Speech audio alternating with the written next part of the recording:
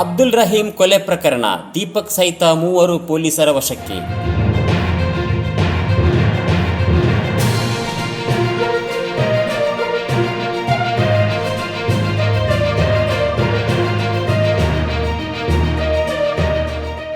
ಬಂಟ್ವಾಳ ತಾಲೂಕಿನ ಕಲ್ಪನೆಯ ಕಾಗುಡ್ಡೆ ಎಂಬಲ್ಲಿ ಅಬ್ದುಲ್ ರಹಮಾನ್ ಅವರನ್ನು ಕೊಲೆಗೈದ ಪ್ರಕರಣದಲ್ಲಿ ದೀಪಕ್ ಸಹಿತ 3 ಪೊಲೀಸರು ವಶಕ್ಕೆ ಪಡೆದಿರುವುದಾಗಿ ತಿಳಿದು ಬಂದಿದೆ.